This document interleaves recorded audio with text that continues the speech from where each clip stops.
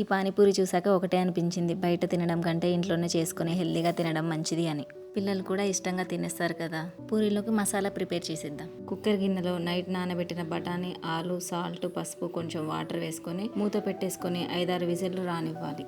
దాన్ని మొత్తం మెత్తగా మెదుపుకొని పక్కన పెట్టేసుకోవాలి. ఇప్పుడు పోపు కోసం పక్కన కళాయి పెట్టుకొని దాంట్లో ఆయిల్, బటర్, నేనైతే బటర్ వేసుకున్నా, మీరు కావాలంటే గీ కూడా వేసుకోవచ్చు.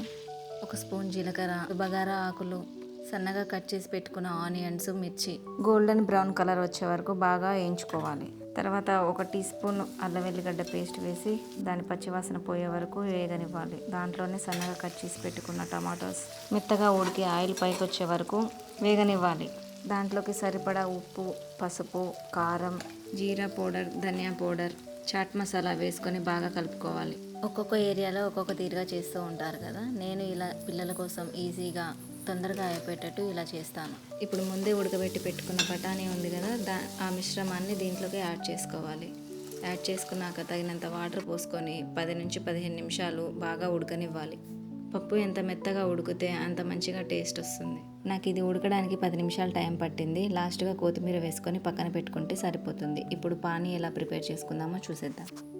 మిక్సీ జార్లో గుప్పెడు కొత్తిమీర, గుప్పెడు పుదీనా, మీ టేస్ట్కి తగ్గట్టు కారం వేసుకోండి. నేనైతే పిల్లలు తింటారు కాబట్టి 1 పచ్చిమిర్చి వేసుకున్నాను. దాంట్లో సగం నిమ్మకాయ రసాన్ని, తగినంత ఉప్పు, వాటర్ వేసుకొని మిక్సీ చేసుకోవాలి.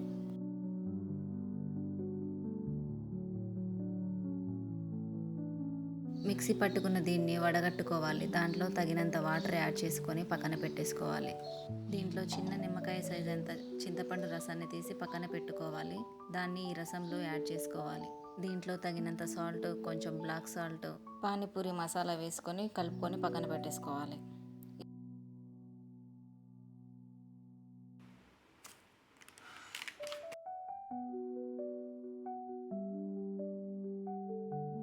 ఆయిల్ హీట్ అయినాక ఏ సూపర్ మార్కెట్లో అయినా ఈ పూరీలు దొరుకుతాయి. ఇవి డీప్ ఫ్రై చేసుకొని తీసుకుంటే అయిపోతుంది. Tasty tasty panipuri ready. మీరు కూడా ట్రై చేసి ఎలా ఉందో చెప్పేయండి. కామెంట్ బాక్స్లో కామెంట్ చేసేయండి. చలో మరి బాయ్.